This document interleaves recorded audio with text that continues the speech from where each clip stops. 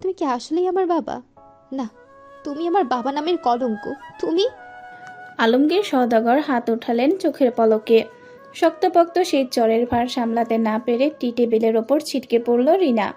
ফর্সা গালটা লাল হয়ে গেল মুহূর্তে। ও হিংস্র বাঘিনীর মতো মাথা তুলতেই দ্বিতীয় দফায় কাঁপতে কাঁপতে চর মারলেন আলমগীর সাহেব। রিনা চিৎকার করে ওঠে। আমাকে বাঁচতে না দিলে আমিও তোমাকে বাঁচতে দিব না, ড্যাড। আলমগীর সাহেব খেকিয়ে উঠলেন। কিভাবে বাঁচতে চাস? আদিল মির্জার দাসী হয়ে? যোগ্যতা তো হলো না নিজের মায়ের ফালানোর। সুযোগ তো দিয়েছিলাম। মেয়েটা তো তোকে চেনেই না, জানে না ওর মা আছে, বেঁচে আছে। রিনা চিৎকার করে যায় সমানে। তুমি দিয়েছো আমাকে চিনতে। আমার জীবন তুমিই নষ্ট করেছো। তুমি আমার সব কিছু কেড়ে নিয়েছো তুমি। একদলা থুথু ফেললেন আলমগীর সাহেব। আমি সোভান চৌধুরীকে বিয়ে করতে চাই লোকে। কে এসে বলেছিল সে রাতে মন্ত্রীর বউ হতে চায়, উচ্চ পর্যায়ে যেতে চায়? রিনা থমকে গেল। দু চোখ ভরে এলো ওর। বসে পড়ল ঝলমলে টাইলসের মেঝেতে। আলমগীর সাহেব বলে গেলেন তখনও।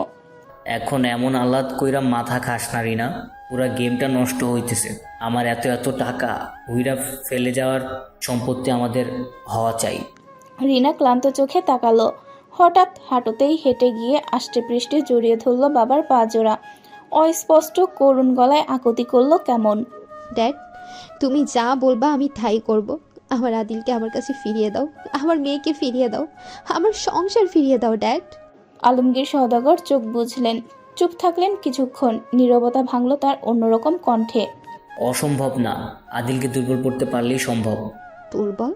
ওকে টলাতে হবে, তাহলেই সম্ভব। বাধ্য হবে আমাদের। রিনা মাথা দেয়। যা বলবা আমি করব। আগে ওই মেয়েকে সরাও। আমি হিংসায় জ্বলে যাচ্ছি।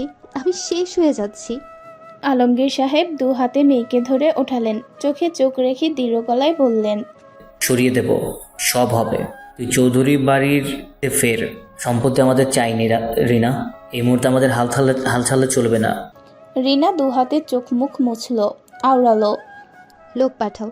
আমি ওই মেয়েকে মৃত চাই। আমার আদিল আমার মেয়ের পাশে যে আসবে আমি ওকে পৃথিবী থেকে চিরতরে মুছে দেব। শান্ত হ, রেডি হয়ে চৌধুরী বাড়ি যা, পরিস্থিতি অনুকূলে আন। রিনার চোখ মুখে হিংস্রতা ফুটে উঠল। সিঁড়ি বেয়ে চলে গেল ওপরে। আলমগীর সওদাগর তক্ষুনি ইশারা করলেন। শাহাদাত ফোনটা বাড়িয়ে দিতে দিতে হঠাৎ করে বলল। বস, নৈবাদ্যকে এ ব্যাপারটা না জানালে ভালো হয়। ওকে বাইরে কাজে রাখেন আপাতত। আশ্চর্যজনকভাবে আজ আর তর্কে গেলেন না আলমগীর সাহেব। ফোনটা নিয়ে দ্রুত কল লাগালেন। ও পাঁচটা যেন কলের অপেক্ষাতেই ছিল। এক রিংয়ে কল রিসিভ হলো। আলমগীর সাহেব রাতের আধারের মতো নিভু গলায় বললেন। রেওয়াজ, রিস্কটা নেব, লোকজন পাঠাও। শহরের কোলাহলপূর্ণ সড়ক পথের বুক চিরে ধেয়ে চলা একই রঙের গাড়িগুলোর গর্জনে কেঁপে উঠল ভূমি চারপাশ। কম করে হলেও 9টা গাড়ি দ্রুত বেগে ছুটছে রাস্তার ধুলোবালি পিষে। গাড়ির কর্কশ শব্দে কান ধরে এলো পথযাত্রীদের। ভয়ে সিটিয়ে গেল তাদের দেহ। হঠাৎ পেছন থেকে এতগুলো গাড়িকে অতিক্রম করে সামনে ছুটে এলো কাওয়াসাকি নিনজা H2R নামের বাইকটি। তৎক্ষণাৎ পাশের গাড়ির সাথে প্রায় ছুঁই ছুঁই অবস্থা হয়েও হলো না। পর মুহূর্তে অ্যাক্সেলেটর ঘুরিয়ে সামনে চলে গেল বাইকটা। শান্ত অতি বেগে ছুটতে ছুটতে বাইকের অ্যাক্সেলেটর ঘোরাতে নিয়ে ফিরে তাকালো। হেলমেটের ভাইজার ওঠানো, চোখ দুটো দেখা যাচ্ছে। ও এক হাতের 2 আঙ্গুল কপালে ঠেকিয়ে ইশারা করে। বাইকের বেগ আরও বাড়ালো। বাতাসের সাথে পাল্লা দিয়ে মিশে গেল পুরো। চোখের পলকে চোখের আড়াল হয়ে গেল বাইকটা। শহরের অলিগলি পিষে ছুটল নিজের গন্তব্যের উদ্দেশ্যে। বেপরোয়া সে বাইকের গতির সাথে পাল্লা দেবার সামর্থ্য কারো নেই যেন। সামনের প্রত্যেকটা যানবাহন অতিক্রম করে ছোটা শান্তর চোখ মুখ এই যাত্রায় ঢাকা। হেলমেটের ভাইজর নামানো। কয়েকটি ঘন্টার পথ শান্ত অতিবেগের রাইডের কাছে মাত্র 2 ঘন্টা 20 মিনিট ছুঁই ছুঁই। সামনেই রাজপুরের সাইনবোর্ডের ঠিক ওপরে হেলে আছে রক্তিম সূর্যটা। শান্তর বাইকের গতিতে বাতাসের জোর বাড়ে। তাতে নড়ে ওঠে সাইনবোর্ড। ধুলোবালিতে সবটা ধোয়ার মতো আধারে হয়। সেই আধার ভেদ করে ঢোকে গ্রামের চেনা পরিচিত অলিতে গলিতে ঢোকে বাইকটা। শান্ত বাইক চালাতে চালাতেই খুলে ফেলে হেলমেট। প্রাণ ভরে শ্বাস নেয় ও ব্যস্ত ভঙ্গিতে তাকালো আশেপাশে। বছরও গ্রামে পা পড়ে না যে। অদূরেই চা পানের দোকানগুলো সব। ওখানটায় দলবল নিয়ে দাঁড়িয়েছিলেন জব্বার শিকদার। ধেয়ে আসা বাইকটা দেখে হইচই পড়ে গেল তাদের মধ্যে।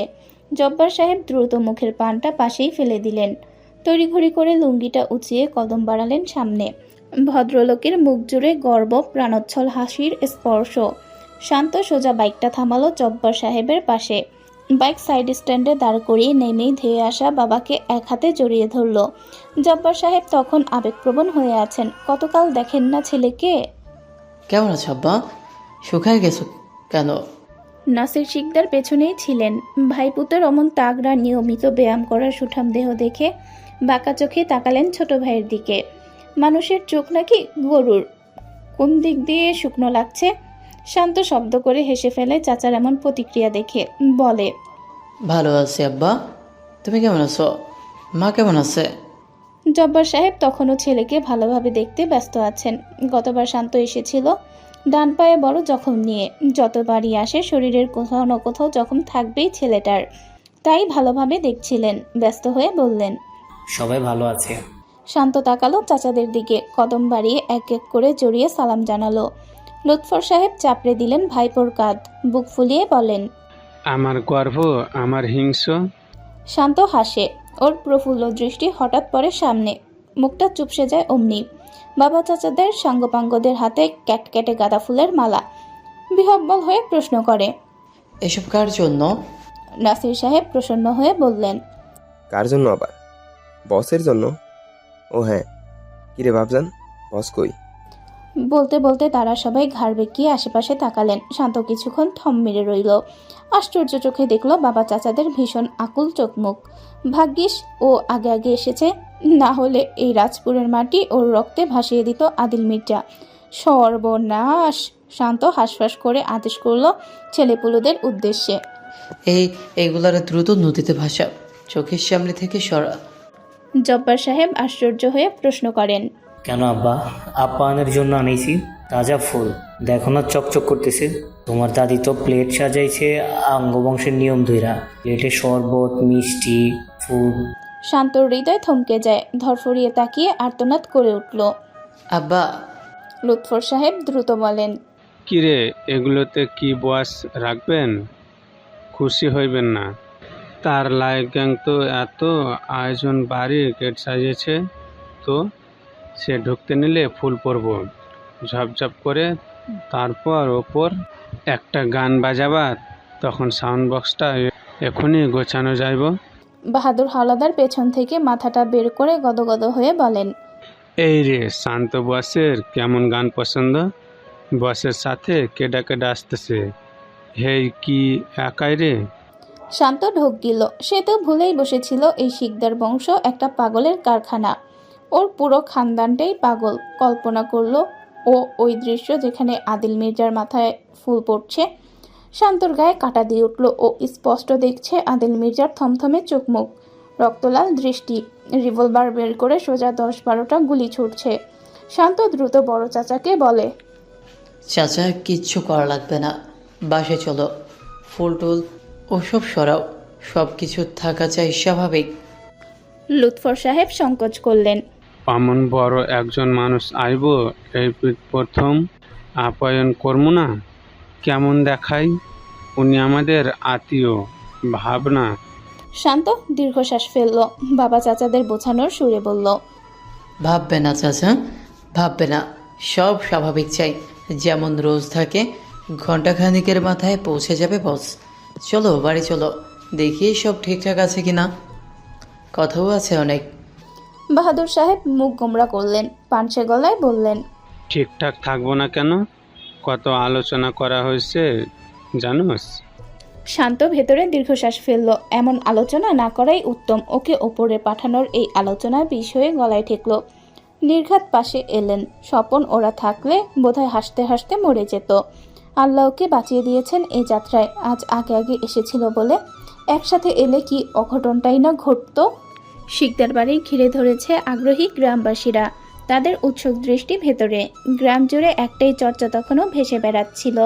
শিকদার বাড়ির কাঁচামাটির উঠোন জুড়ে কবুতরের হাঁটাহাঁটি, পাখিদের উড়ুউড়ি। দুপুরের সময় মস্ত বড় উঠোনে এসে থামল রবিউল। কবুতরগুলো উড়ে পালালো। অনেকটা পথ দৌড়ে এসেছে বেচারা, এখনো জোরে জোরে শ্বাস নিচ্ছে। এই বাড়ির বিশ্বস্ত কাজের লোক ও। বাড়ির আনাচে কানাচে ভেসে বেড়ালো ওর উচ্ছ্বাস নিয়ে চিৎকার করে বলো কথাটুকু। ভাইজান আইয়া পড়ছে। বারান্দায় ছুটে এসে পৌঁছানো ঝুমুরের শরীরটা সঙ্গে সঙ্গে দোতলার পিলারের আড়ালে থমকালো। বাতাসে দুলল ওর স্কার্ট, মাথার ওড়নাটা খসে পড়ে গেল। নিজেকে আরো লুকিয়ে রাখলো কেমন। মিশে দাঁড়ালো পিলারের সাথে, বুকের ওঠানামার গতি বেশ দ্রুত। মাথাটা বাড়িয়ে আড়ে আড়ে তাকালো। ক্রমান্বয়ে শব্দ করছে ওর হৃৎপিণ্ড। ওর এমন অবস্থা দেখে হেসে ফেললো এই বাড়ির মেয়েরা। সুপ্তি ঠোঁট টিপে কাঁধে কাঁধ ছুঁয়ে আওড়ালো। এখন থেকে এই ডাকবো নাকি ভাবি? ঝুমুরের লজ্জা বাড়ল, আকাঙ্ক্ষা আকাশ ছুল, চোখ মুখ বুজে রাখলো শক্ত করে। জবাব দিতে পারল না ও। তক্ষুনি নিচ থেকে ভেসে এলো কান্নার শব্দ। খালা কাঁদছেন, তার মানে? ঝুমুর তৃষ্ণার্ত পথিকের মতো আকুল দৃষ্টিতে তাকালো নিচে। সবার সামনে সদর দরজার কাছে দাঁড়ানো লম্বা চওড়া সুদর্শন পুরুষটিকে পলক্ষীন চোখে দেখলো। চোখজোড়া ভিজে এলো তৎক্ষণাৎ, গালজোড়া ভেসে গেল জলে। ইতিমধ্যে বাড়ির সবগুলো মেয়ে দৌড়ে নামছে নিচের উদ্দেশ্যে। ওদের চেঁচামেচিতে প্রাণ ফিরে পেল যেন বাড়িটা। অথচ ঝুমুরের পা জোড়া নড়ল না, চোখের পলক পড়ল না। হঠাৎ শান্ত মাথা তুলে তাকাতেই ও সরে গেল, কান্না করতে করতে নিঃশব্দে হাসলো। অনেকটা সময় পরে যখন মাথাটা অল্প বাড়িয়ে শুধু কাজল রাঙা চোখ বের করে তাকালো, অমনি একজোড়া দৃঢ় রাগঢাক ব্যতীত গভীর চোখের দৃষ্টিতে দৃষ্টি মিলে গেল। শ্বাস গলায় আটকে গেল ঝুমুরের। মুহূর্তে চোখ জোড়া বুঝে ফেলল। মাথাটা দ্রুত গতিতে সরিয়ে এনে মেশালো পিলারের সাথে। আয়েশা বেগম কেঁদে কেটে অস্থির হয়ে আছেন। ছেলেকে দু হাতে জড়িয়ে রেখেছেন শক্ত করে। শান্ত চটপট মায়ের কপালে ঠোঁট ছুঁয়েছে। মাথা বুলিয়ে বেশ অনেক কিছু বলে শান্ত করতে চাচ্ছে। ওর চোখ মুখ জুড়ে প্রশান্তি। জব্বার সাহেব আস্তে করে বললেন এ যাত্রায়, হইল তো, এবার থামো, ওলাডারে ঢুকবার দাও। ব্যস্তভাবে আঁচলের চোখ মুখ মুছে হাসেন আয়েশা বেগম। ছেলেকে নিয়ে কদম বাড়াতে বাড়াতে চারিপাশে চেয়ে বলেন। সুপ্তি হেসে দোতলায় ইশারা করে বলে, লুকিয়ে আছে ওই যে। হেসে অসহায়ভাবে মাথা নাড়ান ভদ্রমহিলা আওড়ান। শান্ত আর তাকালো না, সোজা ঢুকলো ভেতরে। ব্যস্ত কদমে এসে দাঁড়ালো বসবার ঘরে। কাঠের সোফায় বসে আছেন জাহানারা বেগম। বয়সটা এখন আর ধরা বাঁধা নেই, তবে সম্ভবত 70 ছুঁয়েছে। কোমর বেঁকে গেছে, দাঁড়াতে বেশ হিমশিম খেতে হয়, তবে একটা লাঠির সাহায্যে এখনো বেশ নিজে নিজে চলতে পারেন। এতদিন পর নাতিকে দেখতেই তার চোখ জোড়া সামান্য ভরে আসে। হাত দুটো মিলতেই শান্তর পাশে বসে জড়িয়ে ধরল দাদিকে। ইতিমধ্যে বসবার ঘর জুড়ে এই বাড়ির প্রত্যেকটি সদস্য উপস্থিত, এমনকি শান্তর ফুপু ফুপা সহ ফুপাতো ভাই বোনেরাও। সামনেই নাসির শিকদার বসেছেন, পাশে জব্বার সাহেব, লুৎফর সাহেব আর রেদওয়ান সাহেব। আয়েশা বেগম টি টেবিলের ওপরে রাখেন ট্রেটা। শান্ত শরবতের গ্লাসটা তুলে নিল, একটানে শেষ করে অবশেষে তাকালো বাবা চাচার দিকে। নাসির সাহেব ফিসফিস করে বলেন, 3 তলা পুরোটা ফাঁকা করাইছি, পরিষ্কার করাইছি, সব নতুন। হ্যাঁ রে বাবজান, তোর বসের সাথে আর কে আইতেছে? বাচ্চাটা? শান্তর ভীষণ গম্ভীর মুখেই বলে, বস, ম্যাডাম আর প্রিন্সেস আসছেন। আর বডি? জব্বার সাহেব আশ্চর্য হয়ে গেলেন। ম্যাডাম? শান্ত আস্তে করে বলে, বস বিয়ে করেছেন। নাসির সাহেব মাথা দোলালেন, চেয়ে থাকলেন। শান্ত বলে গেল, এখানে সবাই উপস্থিত আছে। আমি স্পষ্ট করে বলে দিচ্ছি, নিজেদের সীমার মধ্যে থাকার চেষ্টা করা হয় যেন। 3 তলায় যাওয়া নিষিদ্ধ ততদিন, যতদিন আমার বস এই বাড়িতে আছেন। নাসির সাহেব দ্রুত মাথা দোলালেন। ব্যাপারটা কতটুকু গুরুত্বপূর্ণ তিনি বুঝতে পারছেন না। কখনো দেখেননি এই আদিল মির্জাকে, তবে যতটুকু শুনেছেন জেনেছেন তাতেই ধারণা আছে ভালো। শান্ত ঘড়ির দিকে তাকালো, তক্ষুনি কানে ভাসলো একগুচ্ছ গাড়ির তীব্র শব্দ। এত দ্রুত পৌঁছে গেল? পুনরায় উঠানে হাঁটাচলা করা কবুতরদের আতঙ্কে উড়াউড়ি শব্দ ভেদ করে শোনা গেল গাড়ির কর্কশ শব্দ। গাড়িগুলো সারিবদ্ধভাবে থেমেছে শিকদার বাড়ির ভেতরে, বেশ দাম্ভিকতার সাথে। ইতিমধ্যে কালো পোশাকের বডিগার্ডস দিয়ে ভরে আছে পুরো জায়গাটা। দরজায় পাহারাদার হয়ে দাঁড়িয়েছে ধ্রুব ক্লান্ত। অ্যালেন সতর্ক চোখে চারপাশটা দেখে নিচ্ছে। স্বপন ইতিমধ্যে হাঁটছে জায়গা জুড়ে। এমন দৃশ্যে হতবাক শিকদার বাড়ির সকলে। এতক্ষণ যাবৎ আগ্রহী সবাই সিটিয়ে গিয়েছে, কারোর শব্দ নেই, কোনো অস্তিত্বই নেই যেন। শান্ত দ্রুত এসে দাঁড়িয়েছে একদম মধ্যের বড় কালো গাড়িটার সামনে। খুলে ধরল দরজাটা। আদিল বেরিয়ে এলো সাথে সাথে। ধূসর চোখের কঠিন দৃষ্টি খুলল চারিপাশটা জুড়ে। দৃষ্টি ঘুরিয়ে যখন শান্তর উপর পড়ল, শান্ত ডাকলো আস্তে করে, বস। আদিল মাথা দুলিয়ে ফিরে তাকালো গাড়ির ভেতরে। শান্ত তখনও দরজা মেলে ধরে রেখেছে। হৃদি চন্দ্র কদমে বেরিয়ে বড় বড় চোখে চারিপাশটা দেখছে। ভীষণ সুন্দর সিল্কের ফ্রক পরে আছে, পায়ে শুভ্র রঙা স্লিপার বুটস, চুলটা চমৎকার একটা হেয়ারস্টাইলে বাঁধা, পুতুলের মতো লাগছে দেখতে। শান্তকে দেখেই বাচ্চাটা বলে, বডিগার্ড আঙ্কেল, মম বলেছে আমরা তোমার বিয়ে খেতে এসেছি। তুমি কি বিয়ে করছো? শান্তর মুখে হাসি ধরে না। ও সাহস করে দুহাত বাড়াতেই হৃদি কোলে উঠে গেল, গলা জড়িয়ে ধরল দুহাতে। জবাবের আশায় চেয়েই থাকলো। শান্ত হেসে বলল, হ্যাঁ। হৃদির কৌতূহল থামলো না। কাকে বিয়ে করছো তুমি? Where is she? প্রিন্সেস কি দেখা করতে চাচ্ছে? আই ওয়ান্না সি হার। শান্ত জবাব দিতে দিতে আর চোখে দেখলো বসের শক্ত মুখ। বেশ নারাজ লাগছে তাকে। গাড়ির ভেতরে থাকা নারী তখনও বের হয়নি। আবারও চোপাটা চালিয়েছে নাকি ম্যাডাম? শান্ত দ্রুত হৃদিকে নিয়ে সরে গেল। অদূরের দুয়ারে এতগুলো মানুষ দেখে হৃদি আগ্রহ হয়ে প্রশ্ন করেই গেল, ওরা কারা বডিগার্ড আঙ্কেল? শান্ত তাকালো। সবাই ফ্যালফ্যাল দৃষ্টিতে এদিকেই চেয়ে আছে। হাসলো ও। হৃদির নাক ছুঁয়ে বলল, দে আর মাই ফ্যামিলি। রোজা অপর পাশ দিয়ে বেরোতে চেয়ে অনুভব করলো বাইরে থেকে দরজার ওপাশটা আটকে রাখা। আদিল যেখানে দাঁড়িয়ে আছে ওখানটা দিয়ে বেরোতে হবে, অথচ লোকটা সরছে না, দাঁড়িয়ে আছে কেমন। ওভাবে দরজা আটকে দাঁড়িয়ে থাকলে ও কিভাবে বেরোবে?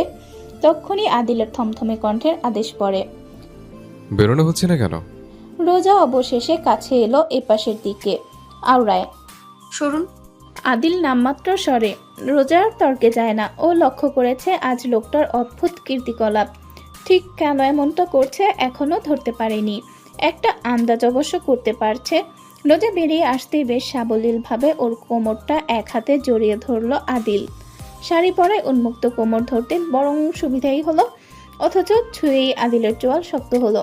রোজার কোমর ছোঁয়া হাতটা কেমন থমকে গেল। রোজাও হতবিহ্বল, চোখ মুখ সাবলীল রেখে আশেপাশে চেয়ে আঁচলের নিচ দিয়ে কোমর ছোঁয়া পুরুষালী হাতটা আলতোভাবে সরাতে চাইল। আদিল তখনও হতবিহ্বল, কণ্ঠ নামিয়ে জিজ্ঞেস করে, কোমর এটা কি? রোজা শক্ত করে চোখ বুজে নেয়। নিজেকেও মনে মনে 101টা গালি দেয়। কি দরকার ছিল শাড়ি পরার, এত সুন্দর করে তৈরি হওয়ার? আর কেনই বা বেলি চেন পরতে গেল? ওর ওপর তো এমনিতেই শকুনের নজর আছেই। জবাব না দিয়ে রোজা সরতে চাইল। আদিল তখন কোমরটা ছুঁয়ে বোঝার চেষ্টা করছে। অমন রুক্ষ হাতের স্পর্শ থামাতে শক্ত করে ধরে হাতটা। আদিল সোজা রোজার সামনে এসে দাঁড়ালো, আড়াল করলো ওকে। পেছনে একগাদা গাড়ি, সামনে আদিল। পুরোপুরিভাবে আড়াল করা রোজার কোমরের শাড়িটুকু মুহূর্তেই সরালো। উন্মুক্ত কোমরে পার্লের চিকন চেন। রোজা চোখ বুজে মাথাটা ঘুরিয়ে রেখেছে। ওর গাল লাল হয়ে এসেছে। দুহাতে কোমর ঢাকতে চেয়ে দাঁতে দাঁত পিষে যা বলে তা শোনার মতো অবস্থায় আদিল নেই। তখনও তাজ্জব চোখে দেখছে পৃথিবীর অন্যতম সুন্দর দৃশ্য। গলা শুকিয়ে মরুভূমির মতো খাখা করছে কেমন। রোজা মৃদু ধাক্কা দিতেই বোধ ফিরল যেন। রোজা দাঁতে দাঁত পিষে বলে, আপনি আমার সাথে এমন করতে পারেন না। আদিলের চোখ জুড়ে মুগ্ধতা, যা অমন রুক্ষ ব্যবহারের কথাতেও কাটে না, বরঞ্চ বাড়ে, হিমালয় ছয়। আমি আর অনেক কিছু করতে পারি রোজা, আর করব। রাগে রোজার ঠোঁট কাঁপে। দুহাতে চওড়া বুক সরাতে চেয়ে বলে, আমি ফিরে যাব, সরুন। কোথায়? রোজা চোখ রাঙালো। অবশ্যই আমার বাড়িতে। আঙুলে আংটি শোভা পাওয়া হাতটা নিজের হাতের মুঠোয় নেয় আদিল। পুরো ঠোঁট ছয় আংটি পরিহিত আঙ্গুলের ভাঁজে ভাঁজে। সারাদিনে যতবার সম্ভব হবে নিজের বাম হাতে আমার পরনা আংটিটা দেখবেন। এতে স্পষ্ট করে আপনার পরিচয় লেখা আছে। মিসেস মির্জা, উত্তর পাবেন কোথায় আপনার বাড়ি। রোজা মুখ ঘুরিয়ে ফেলল। আদিল এই যাত্রায় নিজেই সরল, তবে ছাড়ল না। ডান হাতটা ধরেই রাখলো, কদম বাড়ালো সামনে। রোজা এত মানুষের সামনে আর ঝামেলা করতে চায় না। লজ্জায় তো ওকেই পড়তে হয়। হাঁটার তালে দুলল ওর শাড়ির কুচিগুলো। মসলিন কাপড়ের নেভি ব্লু রঙের শাড়িটা ওর গায়ে ওতপ্রোতভাবে জড়িয়ে আছে। বসবার ঘর জুড়ে এত মানুষ যে শান্তই লজ্জায় পড়ে গেল আর চোখে তাকালো বসের মুখের দিকে। আদিল নির্বিকার বেশ, সোজা এসে ঢুকেছে ভেতরে। সাবলীলভাবে চারিপাশটা লক্ষ্য করে তাকালো সামনে দাঁড়ানো জব্বার শিকদারের দিকে। ভদ্রলোক তক্ষুনি সোজা হয়ে বললেন, আসসালামু আলাইকুম বস। আদিল সালামের জবাব দিয়ে চুপ করে গেল। নাসির শিকদার দ্রুত বললেন, বসেন। বসেন না। আদিল কথা শুনল। রোজাকে টেনে নিয়ে গিয়ে বসলো।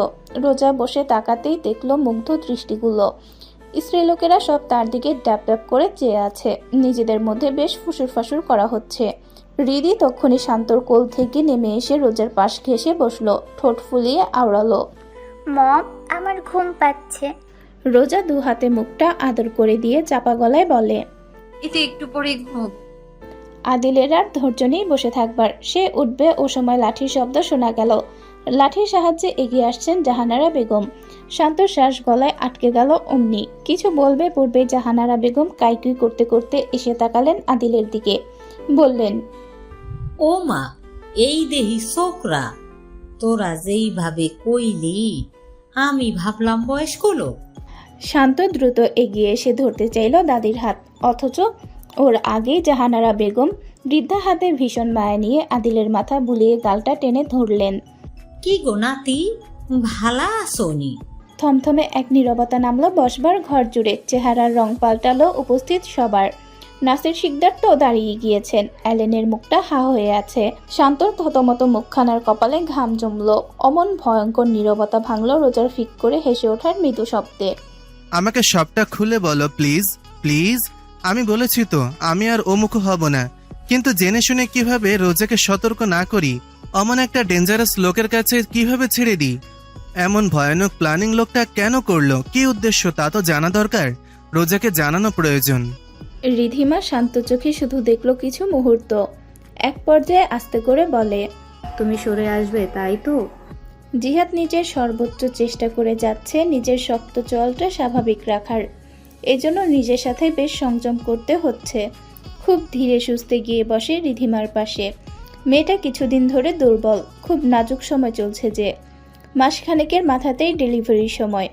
আজকাল অল্পতেই হাঁপিয়ে ওঠে। আপাতত সোফায় পিঠ এলিয়ে বসে আছে। কিছুক্ষণ আগেই কাজল বেগম মাটির চুলোয় 1 কাপ চা করে দিয়ে গিয়েছেন। তারা এখন গ্রামের বাড়িতে আছেন। শহরে তারা নাকি থাকতে পারবে না। মির্জার লোকেরা এসে জানিয়ে গিয়েছে জিহাদকে ভীষণ বাজেভাবে মারা হয়েছিল। এখনো ওর পাটা ভাঙা, পুরোপুরি ভর দিতে পারছে না ও পায়ে। তারপরও ছেলেটা থামছে না। এত মার, এত অত্যাচারের পরেও শুধু রোজার নাম জপছে। এতে কাজল বেগম শুধু বিরক্ত নন, রাগান্বিত। ওই কালনাগিনীর জন্যই তো আজ তাদের এমন অবস্থা। তার ছেলের এই অবস্থা, তাদের স্বাভাবিক জীবনটা তছনছ করে দিয়েছে ওই মেয়ে। কাজল বেগম ছুটে এলেন বসার ঘরে, গর্জে ওঠেন, তোকে আমি জুতো পেটা করব। মায়ের কথা কানে তোলে না জিহাদ। তাকিয়ে থাকে রিধিমার চোখের দিকে।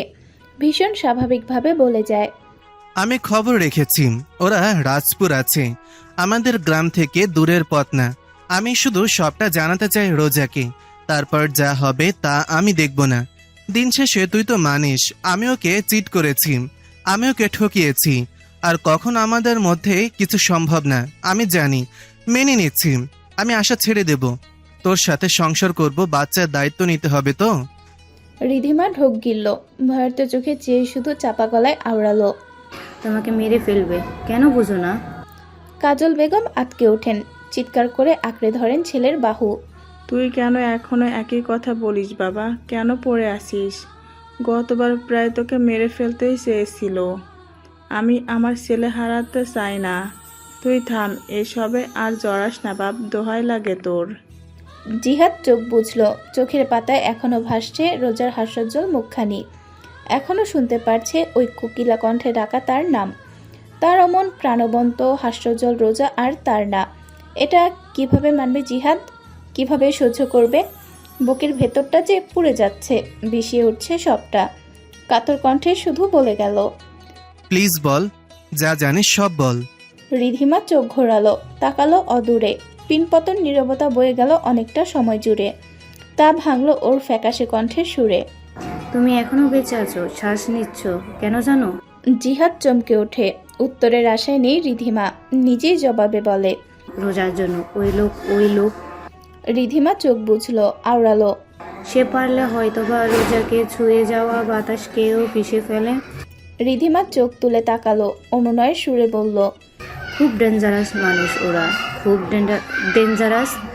ওই আদিল মির্জা এত চাল, এত কাহিনী উনি করেছে, এই পর্যায়ে এসে শুধুমাত্র যেন রোজা স্বেচ্ছায় সরে যায়। বোঝো এর মানে? বোঝো তুমি? তারপরও বাচ্চামো করে যাচ্ছ। তারপরও জিহাদ অনেকটা সময় থমকে থাকলো, এক পর্যায়ে আলগোছে উঠে চলে গেল। দীর্ঘশ্বাস ফেলল রিধিমা, চোখ বুজে মাথাটা এলিয়ে দিল সোফায়।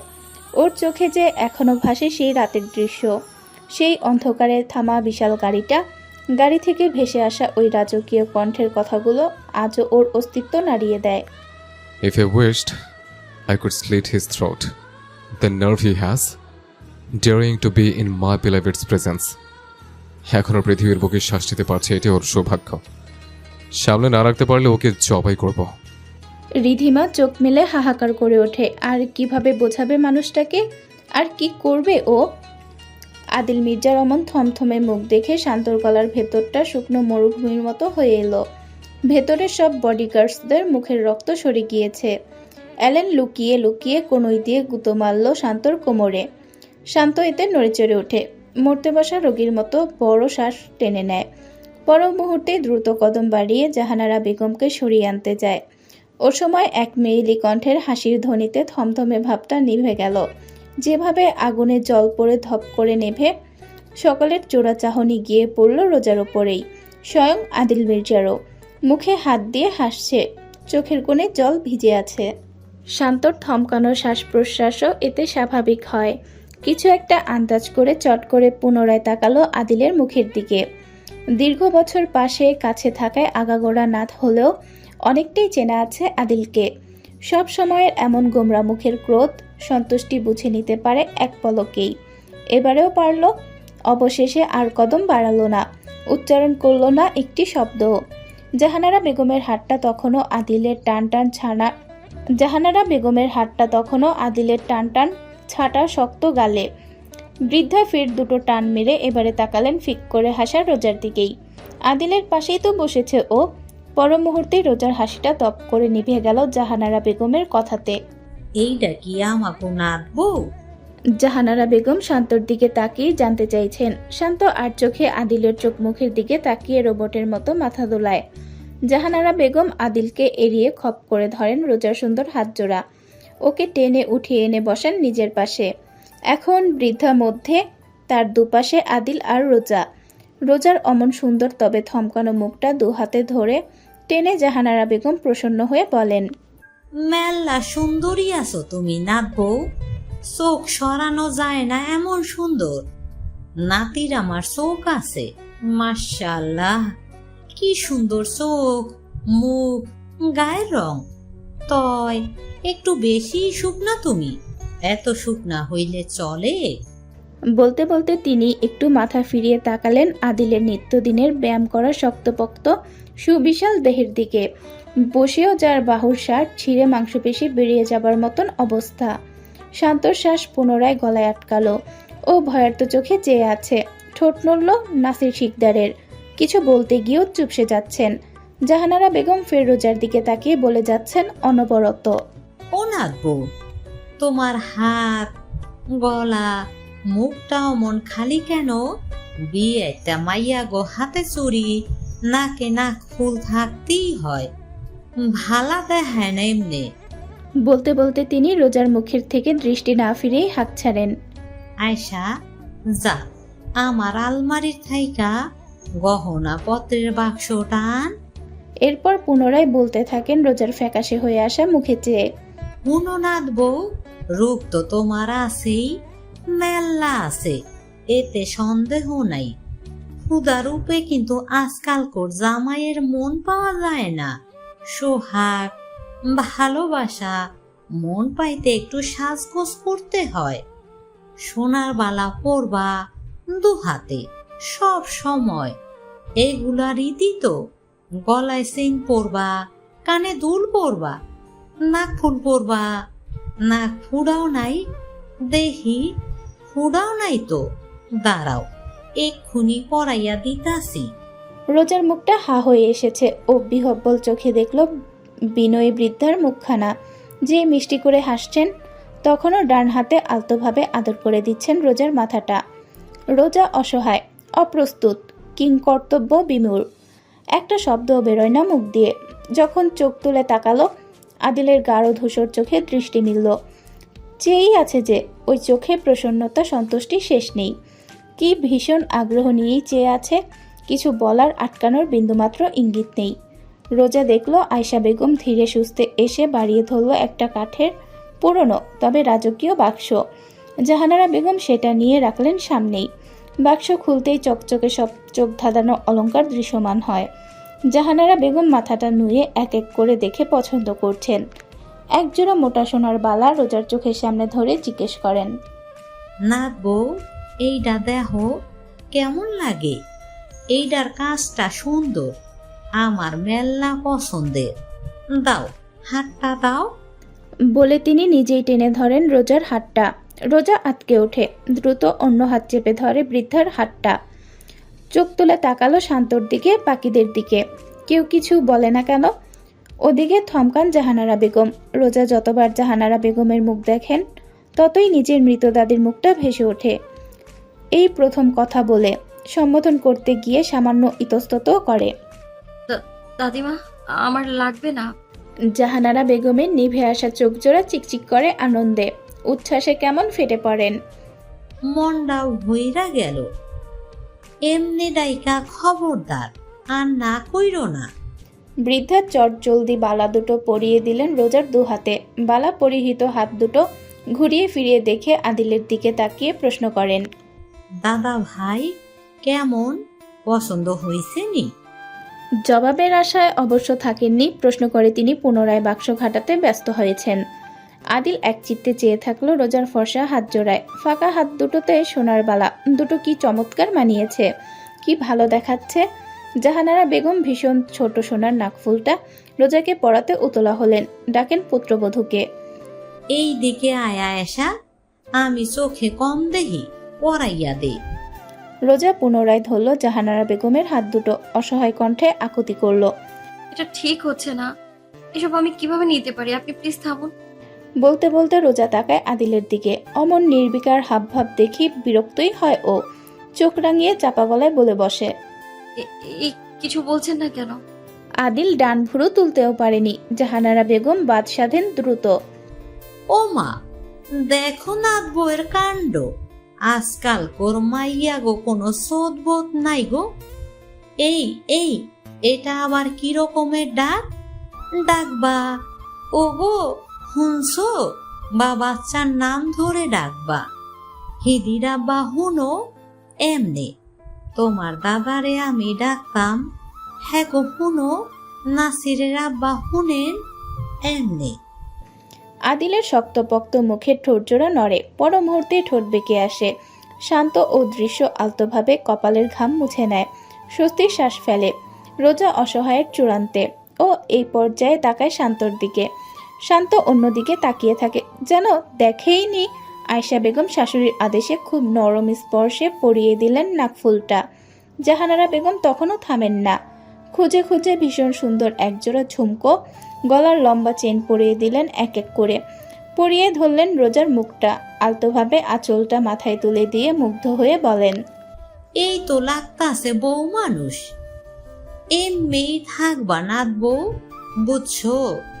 যতদিন আছো তুমি আমার কাছে আইবা, আমি তোমারে শিখাইয়া পড়াইয়া দিমু। হৃদি ভীষণ কৌতূহল নিয়ে দেখছিল এতক্ষণ। এ যাত্রায় নেমে এলো সোফা থেকে। রোজার সামনে এসে বড় বড় চোখে কিছুক্ষণ চেয়ে থেকে হাত বাড়িয়ে ধরে নাকটা। বলে, mom, you are looking so pretty. Mom, you look changed. Roja লজ্জায় হাঁসফাঁস করে। ঘর ভর্তি মানুষ সব তার দিকেই চেয়ে আছে। ও মাথা তুলে তাকাতে পারে না। জাহানারা বেগম হৃদিকে দেখে এরপর শান্তর দিকে তাকিয়ে জিজ্ঞেস করেন, এই বাবু কোন ভাষায় কথা কয়? বুঝি না কে, কি কয়? সিঁড়িগোড়ার সামনে বাড়ির স্ত্রীলোকেরা, মেয়েরা সব জুবুধুবু মেরে বেশ গোল হয়ে দাঁড়িয়ে আছে। পিছু থেকে মাথা বাড়িয়ে উকিঝুঁকি দিচ্ছে। ওখান থেকে সুপ্তিক গলা চড়িয়ে জবাবের সুরে বলে, বলতেছে, মা তোমারে সুন্দর লাগছে, পরিবর্তন লাগছে। জাহানারা বেগম খুশি হলেন। পুতুলের মতন বাচ্চাটাকে ধরলেন, নিজের সামনে এনে দেখলেন দু চোখ ভরে। আনন্দিত হয়ে বলেন, পুরাই দাদা ভাইয়ের মতো দেখতে, চোখটাও এক। না রে কাকুলি, দেখ দেখ। কাকলি বেগম এই বাড়ির বড় বউ, নাসির শিকদারের স্ত্রী, দাঁড়িয়েছিলেন আয়শা বেগমের পাশেই। শাশুড়ির মতন তার অত সাহস নেই, তাই একই জায়গা থেকে আস্তে করে মাথাটা দোলান শুধু।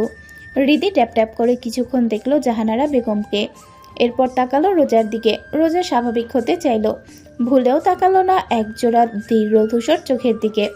ওই চোখের চাহনি সে এড়ালো। মেয়ের মাথা বুলিয়ে বলে, বড় মা তোমার। হৃদি পুনরায় তাকায় জাহানারা বেগমের দিকে, বাধ্যভাবে ডাকে, হাই বড় মা। জাহানারা বেগমের চোখ জোড়া ভিজে ওঠে। তিনি কোনো রকমে কোলে নেন হৃদিকে, মাথায় ঠোঁট ছুঁয়ে দেন, আদর করে দেন। শান্ত যেমন শান্তি অনুভব করছে, তেমনি আতঙ্কে আছে। আর চোখে বারে বারে তাকাচ্ছে আদিল মির্জার দিকে, যার চোখ জোড়া রোজার ওপরেই নিবদ্ধ অনেকটা সময় যাবতী। গোটা বসবার ঘরের লোকই সেই তাকানো লক্ষ্য করছে। বস যে ব্যাপারটায় খুশি তার প্রমাণ এখনো তার বসে থাকাই। কে তাকে এভাবে বসিয়ে রাখতে পারবে? বসে থাকার মানুষ সে? হৃদি দু চোখ ডলতে ডলতে কোল থেকে নেমে এসে রোজার কোলে মাথা গুছল। ওর চোখ বুঝে আসছে, ভাষা গলায় আওড়ালো, মা, আই এম সো স্লিপি, আমি ঘুমোবো। রোজা ওকে বুকে টেনে নিল, আর চোখে তাকাতেই দেখলো আদিল উঠে দাঁড়িয়েছে। সাথে সাথে শটান হলেন শিকদার বাড়ির লোকজন। নাসির শিকদার বিনয়ের সাথে বলেন, বস, আমার মা বুড়ো মানুষ তো, যদি ভুল কিছু করে ফেলে মাফ করে দিন। আদিল তাকালো, প্রত্যুত্তরে বলল, ইটস ওকে।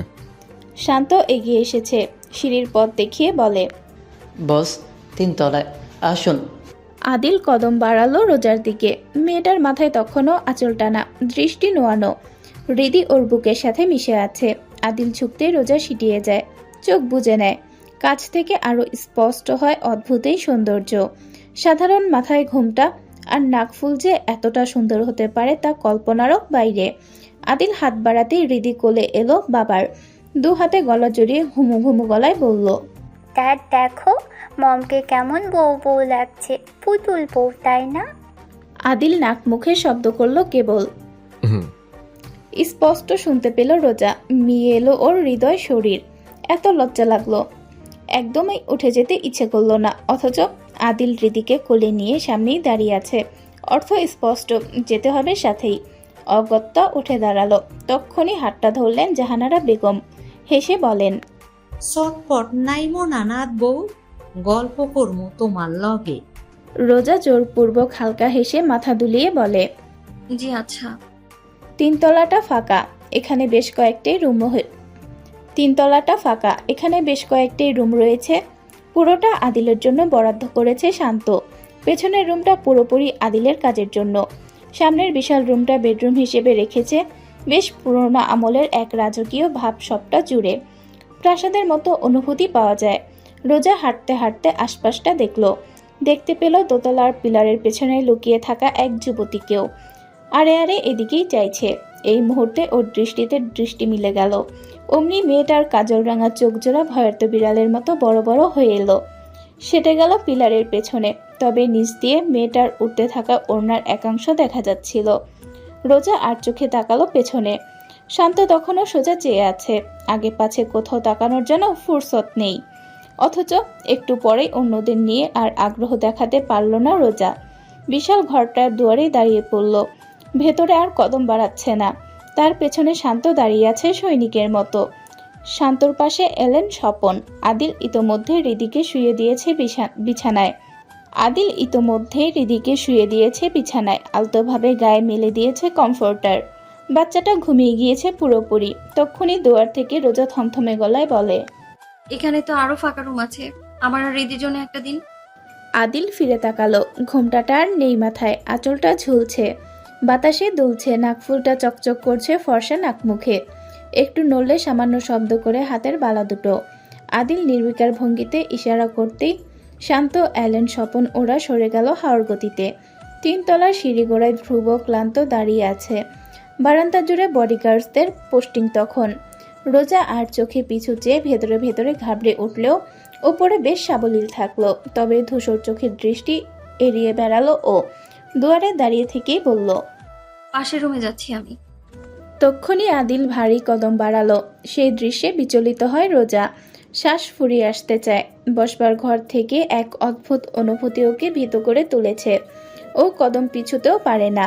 আদিল এসেই থাবা মেরে ধরে ওর পাতলা কোমরটা, বিস্তৃতম এক টানে ভেতরে আনে।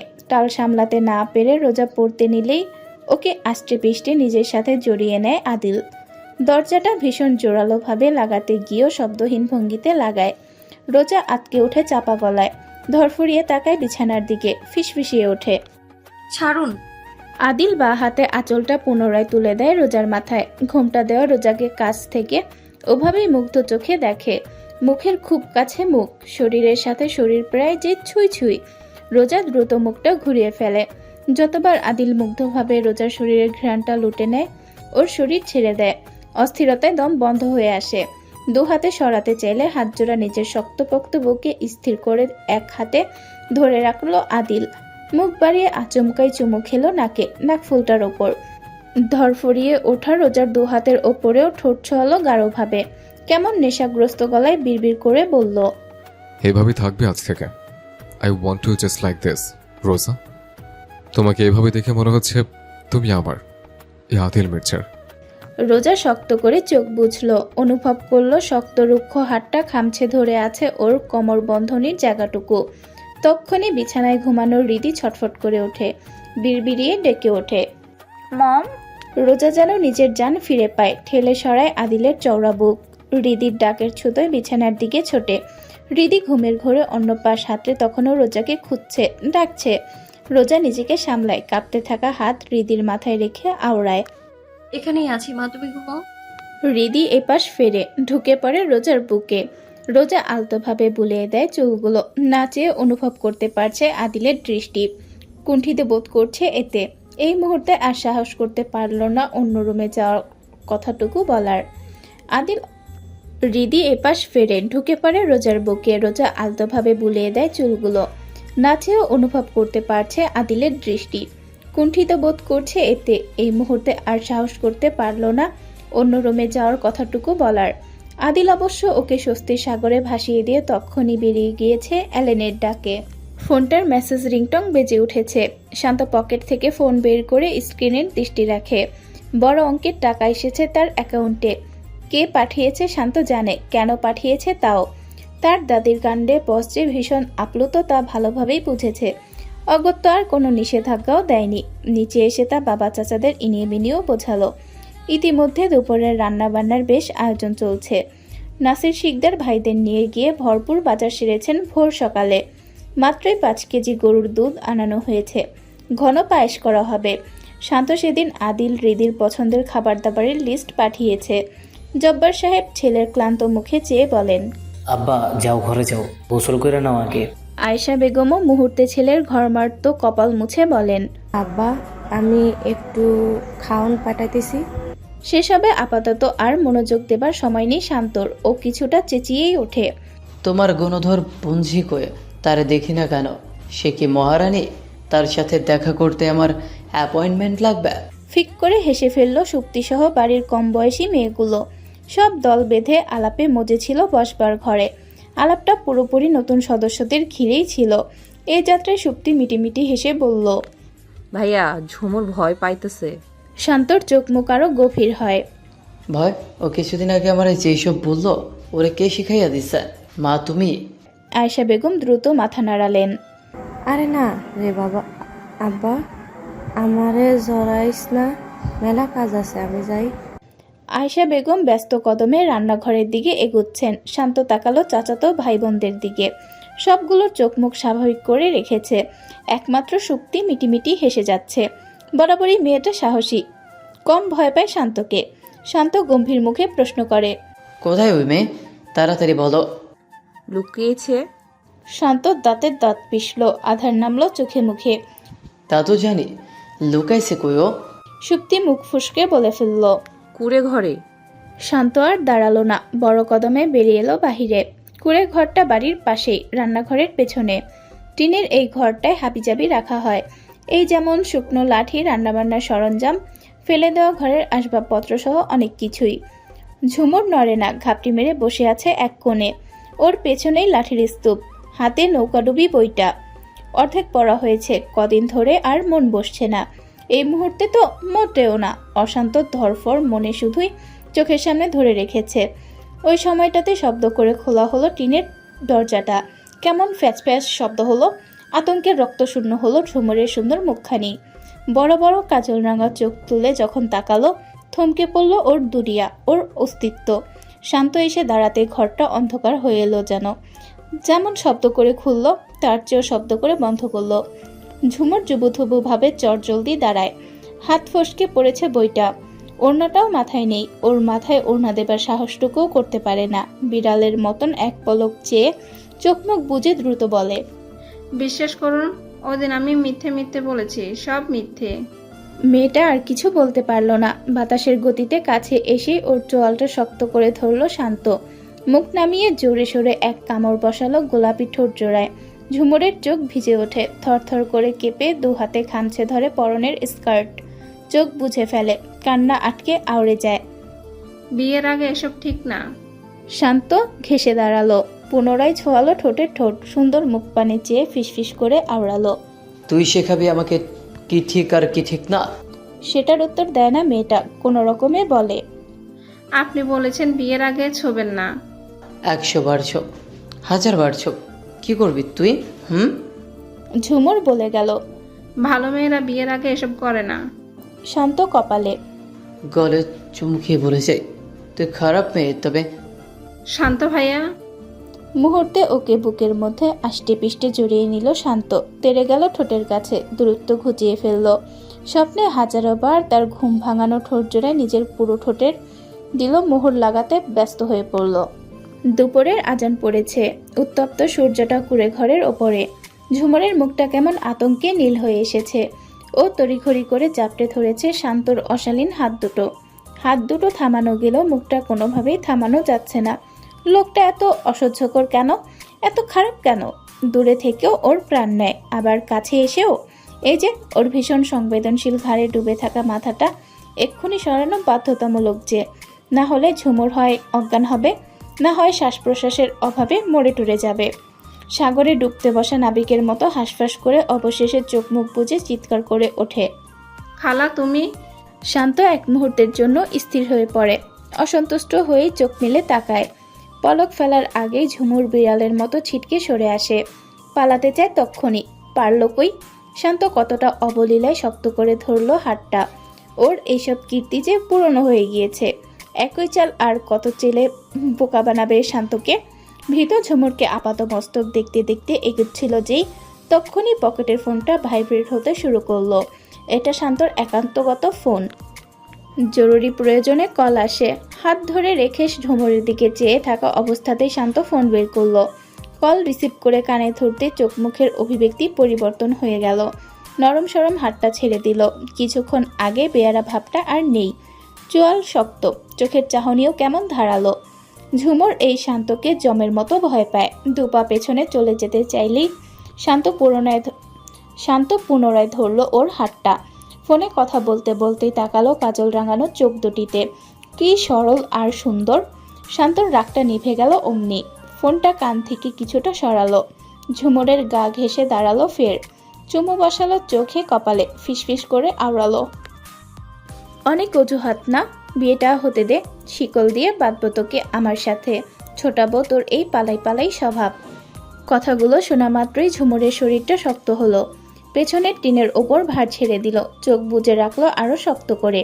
শান্ত কথা বলতে বলতে বেরিয়ে গিয়েছে, অনেকটা সময় হচ্ছে। ততক্ষণেও নিজেকে সামলে উঠাতে পারেনি মেয়েটা। দরজাটা খোলাই ছিল।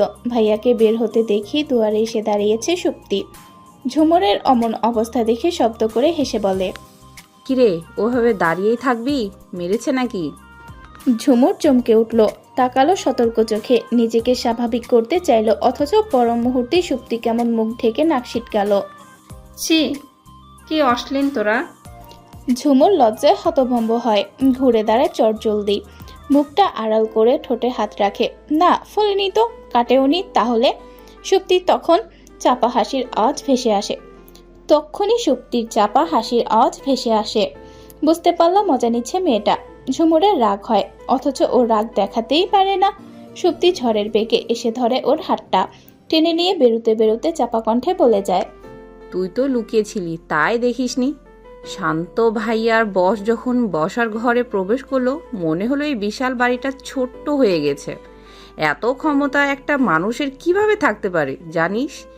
আমরা উপস্থিতি কেউ ভালোভাবে শ্বাস নিতে পারছিলাম না ভয়। বাবা, চাচা সবাই কেমন এইটুকুনি হয়েছিল, আর তখনই দাদিমা ফাটিয়ে দিয়েছে। বলেই হাসলো শব্দ করে, ভীষণ উচ্ছ্বাস নিয়ে পুরো কাহিনী খুলে বলল। অবাক হচ্ছে ঝুমুর, আগ্রহ নিয়ে শুনছে। সুপ্তি তখনও বলে যায়, আমরা ভেবেছিলাম না বয়স্ক, মোটেও না। ভাইয়ার বয়সের ভীষণ রকমের সুদর্শন জানিস, আর উনার স্ত্রী মাথা নষ্ট সুন্দর রে, এত সুন্দরী উনার স্ত্রী, আমি তো চোখ ফেরাতে পারছিলাম না। আর বাচ্চাটা মনে হলো পুতুল, কি সুন্দর ফটর ফটর করে ইংরেজিতে কথা বলে, তুই বাচ্চাটাকে দেখলেই গলে যাবি। ঝুমুরের আগ্রহ আকাশ ছুঁয়েছে, ও মন খারাপ করে ফেলে। আমি তো দেখতে পারলাম না। সুপ্তি ওকে নিয়ে ইতিমধ্যে বাড়িতে প্রবেশ করেছে। বসবার ঘরটা পুরোপুরি ফাঁকা নয়, আজ বাড়িতে অনেক মানুষ এদিক ওদিক ছড়িয়ে ছিটিয়ে এক একজন এক এক কাজ করছে, সবাই ব্যস্ত। এই সুযোগে সুপ্তি আড়ালে ওকে টেনে নিয়ে সিঁড়ি ধরল। ঝুমুর ধরফরিয়ে তাকালো আশেপাশে, চাপা স্বরে বলল, কি করতে চাচ্ছিস? উনি বারবার করে বলেছে ওনার উপরে যেতে না। সুপ্তি রীতিমতো ঝুঁকে আছে, ওভাবেই উঠছে ওপরে, ফিসফিস করে বলছে, কিছু বলবে না, চুপ থাক। ঝুমুর সংকোচ করে পুনরায়, উপরে অনেক লোক, কিভাবে যাব? উনি জানলে বকবেন। ফিরে যাই চল, দুপুরে খেতে নামবে তো, তখন দেখে নিব। সুপ্তি শুনল না, ঝুমুরকে টেনে নিল নিজের সাথে। দোতলায় বড় চাচিকে দেখে দ্রুত পিলারের পেছনে লুকালো দুজন। সে দৃষ্টির বাইরে যেতেই 3 তলার সিঁড়ি ধরল। এখান থেকেই বোঝা যাচ্ছে থমথমে এক নীরবতা 3 তলা জুড়ে। সিঁড়ি গোড়ার মাথাতেই কালো পোশাকের কয়েকজনকে দেখা যাচ্ছে। ঝুমুর দাঁড়িয়ে পড়ল ভয়ে। সুপ্তি চোখ রাঙালো, মেয়েটা অতিমাত্রায় ভীতু। ওকে টেনে পেরোলো বাদবাকি সিঁড়িগুলো। শেষ সিঁড়িতে দাঁড়িয়ে পড়তে বাধ্যই হলো একরকম। তাদের সামনে একজন এসে দাঁড়িয়েছে, তাদের দিকে না চেয়ে গমগমে গলায় বলল, ফিরে যান। সুপ্তি দ্রুত ঝুমুরকে সামনে ঠেলে বলল, শান্ত ভাইয়ার হবু স্ত্রী উনি, চিনেছেন? ক্লান্ত তাকালো না, দৃষ্টি নুয়ে রাখলো। কণ্ঠ কিছুটা ভদ্র হলো অবশ্য, খড়খড়ে ভাবটা নেই। কি প্রয়োজন? সুপ্তি মিষ্টি করে হাসলো, আরো ঠেললো ভয়ে সিটিয়ে যাওয়া ঝুমুরকে। আমরা বসরানী প্রিন্সেসের সাথে দেখা করতে চাচ্ছিলাম। ক্লান্ত ঠোঁট বেঁকে গেল। বসরানী? অদ্ভুত সম্বোধনও বটে। ও বিনয়ের সাথে বলতে চাইল, পারমিশন নেই, আপনারা প্লিজ ফিরে। তক্ষুনি পিছন থেকে ভীষণ সুন্দর এক কোকিলা কণ্ঠে বলা কথাগুলো ভেসে এলো। কি হয়েছে? ক্লান্ত চেপে দাঁড়ালো সামনে থেকে। ঝুমুর ভয়ে ভয়ে তাকালো সামনে, চোখের পলক ফেললো কয়েকবার রীতিমতো। অনেক সুন্দর এক নারী সামনে থেকে এগিয়ে আসছে। পরনে শাড়ি, কি সুন্দর চুল, গায়ের রং, সূর্যের আলো পড়েছে তার ওপর, কেমন ঝলমল করছে নারীটি। ঝুমুর কিছুটা ব্যাকুবি হয়েছে, ড্যাপ ড্যাপ করে তাকিয়ে থাকলো কেমন। সুপ্তি ঠোঁট ভিজিয়ে আস্তে করে সতর্কের সাথে বলে, আমায় চিনেছেন? ওই যে নিচে কথা বললাম যে, মনে পড়ে? রোজা মৃদু হাসে, এগিয়ে আসে কয়েক কদম, বলে, চিনব না কেন? নিচে দেখা হলো তো, আসুন না, দাঁড়িয়ে আছেন কেন? বলতে বলতে ও তাকালো ক্লান্ত সহ বাকি বডিগার্ডসদের দিকে। ক্লান্ত অসহায়, ও দৃষ্টি অনুভব করে দৃষ্টি নুয়ে রেখেই জানায়, বসের নিষেধাজ্ঞা ছিল ম্যাডাম। রোজা আশ্চর্য না হয়ে পারে না, যাদের বাড়ি তাদের ওপরই নিষেধাজ্ঞা। এই লোক এত বড় নির্লজ্জ কেন? রোজা কথা বাড়ালো না, পুনরায় বলল, আসুন না। সুপ্তি বাকি দুটো সিঁড়ি লাফিয়ে উঠল, ঝটপট ধরল রোজার হাতটা, উচ্ছ্বাস নিয়ে আবদার সুরে বলল, আমি সুপ্তি, শান্ত ভাইয়ার চাচাতো বোন, আমাকে তুমি করে বলুন প্লিজ। রোজা দেখলো এইটুকুন মেয়েটাকে, বয়স বড়জোর কত হবে, 19 বা 20 বা এর চেয়েও কম। অল্প বয়সী মেয়েদের প্রতি ওর আলাদা রকমের স্নেহ আসে, তার ওপর সেই মেয়ে যদি হয় এত মিষ্টি আর চঞ্চল। রোজা মাথা দুলিয়ে তাকালো পেছনে। ঝুমুর তখনও বিড়াল ছানার মতো দাঁড়িয়ে আছে। সুপ্তির পুরো বিপরীত ওই মেয়েটা। সুপ্তির পরনের সুতির কামিজ পাখির মতো চঞ্চল, অথচ অপরজনের পরনে স্কার্ট, ছোট কুর্তি, মাথায় ওড়না, কিছুটা চাপা, লাজুক, অন্যরকম সুন্দর। বিড়ালের মতো ড্যাপ ড্যাপ করে তাকেই দেখছে আরে আরে। রোজা আওড়ায়, আচ্ছা ডাকবো আর উনি? সুপ্তি দ্রুত টেনে আনে ঝুমুরকে, ওকে সামনে ঠেলে বলে, ও একটু না, অতি মাত্রায় লাজুক বসরানী। রোজা থতমত খায়, বসরানী? এ আবার কেমন সম্বোধন? সুপ্তি বোধহয় বুঝল রোজার তাজ্জব হওয়ার কারণ। অমনি বেচারি অসহায় হয়ে বলে, আমি দুঃখিত বস রানী, বুঝছি না আপনাকে কি বলে ডাকা যায়। রোজা হেসে ফেলল, বলল, যা ইচ্ছে ডাকো, তবে এটা নয়, আপু ডাকতে পারো। ঝুমুর আড়ে আড়ে চেয়ে এবারে আস্তে করে বলে, ভাবি ডাকতে পারবে। সুপ্তির চোখ দুটো জলজল করে উঠল মুহূর্তে। সাহস পেয়ে পুনরায় ধরল রোজার হাতটা, ডাকলো, ভাবি, ওকে চিনেছেন? ও কিন্তু শান্ত ভাইয়ার হবু স্ত্রী। মেয়েটা লাজুক, তবে একবার মিশে গেলে আপনাকে জ্বালিয়ে খাবে। লুকিয়ে লুকিয়ে ও অনেক দুষ্টু আছে। ঝুমুর লজ্জায় মাথা নুয়ে ফেলে। রোজা হাসে। ছয় ঝুমুরের মিষ্টি গান ইতিমধ্যে ঝুমুর লজ্জায় মাথা নুয়ে ফেলে। রোজা হাসে। ছয় ঝুমুরের মিষ্টি গাল ইতিমধ্যে ওদের নিয়ে রুমে প্রবেশ করেছে। ঢুকে দেখতে পেল রিদি চোখ মুখ অন্ধকার করে নামছে বিছানা থেকে। মাত্রই ঘুম ভেঙেছে ওর। রোজাকে দেখতে পেয়েই ডাকে, মম। রোজা এগিয়ে এসে কোলে তুলে নিল ওকে। রিদি দু হাতে জড়িয়ে ধরল রোজার গলা।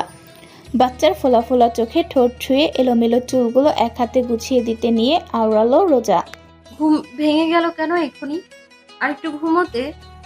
রিদি গোঙালো রোজার বুকে মিশে গিয়ে আওড়ালো, তুমি নেই যে? রোজা অসহায় এক্ষেত্রে। এখানেই তো ছিলাম মা। আমি তোমায় পাচ্ছিলাম না mom. I was looking for you. রোজার ভেতরটা মুশড়ে উঠল। ও লক্ষ্য করেছে রিদির এই অদ্ভুত আচরণ। এই যেন এক ধরনের মানসিক চাপ। সে বাচ্চাটার চোখের আড়াল হলেই ও ভয় পায়। হয়তোবা দীর্ঘ সময় কাজ সেরে ওকে একা রেখে বাড়িতে ফেরার কারণেই বাচ্চার এমন মানসিকতা হয়তোবা দীর্ঘ সময় কাজ সেরে ওকে একা রেখে বাড়িতে ফেরার কারণেই বাচ্চাটার এমন মানসিক অবস্থা। এখনো হয়তোবা ভাবে ও আড়াল হয়েছে মানে ফিরে গেছে তাদের বাসায়। রোজা শক্ত করে জড়িয়ে রাখলো ওকে। ফিসফিস করে বলল, মা বলেছিলাম তোমায় ছেড়ে আর কোথাও যাব না। রিদি ইতিমধ্যে চোখ বুজে ফের ঘুমিয়েছে। আস্তে করে শ্বাস নিচ্ছে। এবার আর ওকে কোল থেকে নামালো না রোজা। ওকে কোলে নিয়ে তাকালো ঝুমুর সুপ্তির দিকে। ওরা দাঁড়িয়ে ড্যাপ ড্যাপ করে দেখছে। রোজা ধীরে বলে, সরি ওসব, প্লিজ আসো। ঝুমুর সুপ্তি বসলো গিয়ে সোফায়। রোজা রিদিকে কোলে নিয়ে বসলো ওদের সামনে। আলাপে ব্যস্ত হলো তিনজন। তাদের এত কথা হাসির আওয়াজে রিদির ঘুম ভাঙল না। বেশ গভীরভাবেই কোলে ঘুমালো। রোজা খেয়াল করেছে সে পাশে থাকলে চারিপাশে ঝড় বইলেও ঘুম ভাঙবে না ওর। অথচ সে সরে গেলে পিনপতন নীরবতাও এই মেয়ের ঘুম ভেঙে যায়। বিষয়টা অলৌকিক বটে। দীর্ঘ 2-1 ঘন্টার মিটিং শেষ করেছে আদিল। মেজাজটা প্রচণ্ড রকমের খারাপ। গটগটে কদমে রুমে প্রবেশ করতে মেজাজটা হিমালয় ছিল। কপালে ভাঁজ পড়ল 4-5। রুমটা ফাঁকা পুরো। শান্ত আর এলেনো থতমত খেয়েছে। আদিল রুম থেকে দ্রুত কদমে বেরিয়ে ক্লান্তকেও পেল না। গলা তুলে ডাকবে তার পূর্বেই কানে ভাসল হৃদির রিনরিনে কণ্ঠের হাসির আওয়াজ। নিচ থেকে আসছে। আদিল এগোলো কয়েক কদম। দাঁড়ালো করিডোরের রেলিং ঘেঁষে। এখান থেকে পুরো নিচতলা দেখা যায়। ডাইনিং এরিয়াটাও স্পষ্ট। ওখানে খাবার পরিবেশনের কার্যক্রম চলছে। ডাইনিংয়ের পাশে রোজা দাঁড়িয়ে আছে। পরনে আগের শাড়িটা নেই, বরঞ্চ নতুন একটা সাদা শাড়ি, যার পার লাল রঙের, ব্লাউজটাও লাল। হাতে একটা প্লেট ধরিয়ে দিয়েছে সম্ভবত। ওর হতবিহ্বল চোখ মুখের সামনে জাহানারা বেগম লাঠি ধরে দাঁড়িয়ে আছেন। চোখ মুখ উজ্জ্বল বৃদ্ধার। না বউ, জামাইয়ের মন সোহাগ পাইতে হইলে খালি রূপে চলে না গো, কাজকর্ম জানতে হয়। এই যে দেহ তারা কেমনে ভাত বাড়ে, শেখো এগুলা।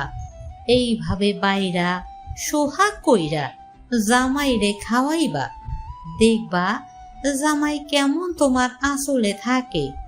শান্ত এলেন। ওদের মুখটা শুকিয়ে গেছে, বিশেষ করে শান্তর। দাদিমা ওকে বোধহয় মেরেই ফেলবেন তার কীর্তিকলাপ দিয়ে। শান্ত আর চোখে তাকালো বসের মুখের দিকে। আদিল একটা শব্দও করেনি যেহেতু, তাই ও চুপচাপ দাঁড়িয়ে থাকলো শ্বাস বন্ধ করে। ওদিকে রোজা যে অসহায়ের চূড়ান্তে। এই কোথায় ও ফেসে গেল? কি হচ্ছে ওর সাথে? সবাই ওকে এমন বউ বানানোর জন্য উঠে পড়ে লেগেছে কেন? ও মনে মনে বিড়বিড় করে, আমি চাই না এই লোককে সোহাগ।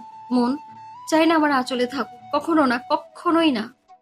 জাহানারা বেগম তখনও বলে যাচ্ছেন, না বউ, দাদু ভাই আইলে এমনি বাইরা খাওয়াইবা কেমন? শিখাইলাম যেইভাবে ঠিক ওইভাবে। এগুলা বউ মানুষের কাজ। রোজা যতটুকু চিনেছে আদিল মির্জাকে, এই লোক এখানে বসে খাওয়ার মানুষ না, ওইদিকে ও বেঁচে যাবে।